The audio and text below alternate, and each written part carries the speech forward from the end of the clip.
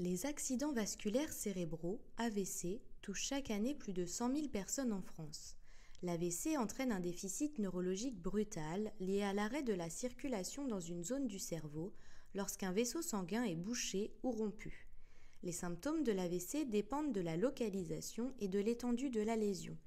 Parmi les signes notables, on peut retenir une déformation de la bouche, des difficultés de langage ou de parole, ou encore une faiblesse d'une partie du corps. Face à l'un de ces signes, il est important de réagir vite et d'appeler le 15. En effet, chaque seconde compte dans la prise en soin de l'AVC. Une fois prise en charge par le SAMU, la personne victime d'un AVC est emmenée dans une unité spécialisée appelée Unité de soins intensifs neurovasculaires ou USI-UNV.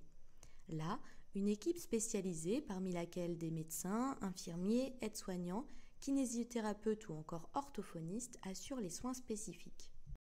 Dès cette phase précoce de la prise en soin, l'orthophoniste peut intervenir pour des troubles de la déglutition, des troubles de la motricité faciale, des troubles de la parole ou des troubles du langage.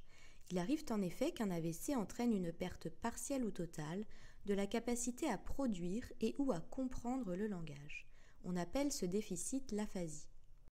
Dans la prise en soin orthophonique de l'aphasie, plusieurs études ont souligné l'importance des liens qui peuvent se créer entre le patient et le professionnel de santé dans le cadre du soin. On appelle l'ensemble de ces liens la relation thérapeutique. Le mémoire d'orthophonie de Camille Copelet en 2018 en a étudié les enjeux grâce à des observations en UNV.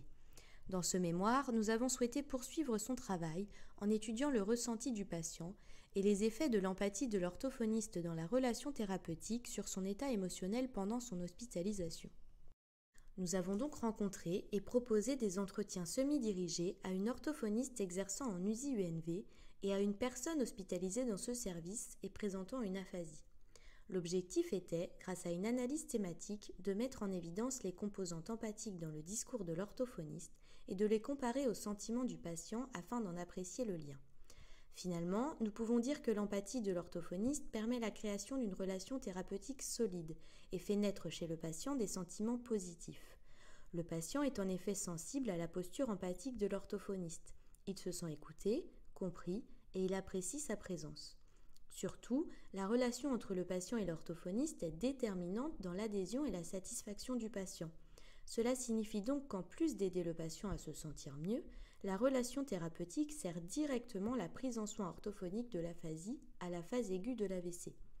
Notre étude confirme ainsi l'importance des liens entre l'orthophoniste et le patient dans un contexte d'hospitalisation en USI-UNV.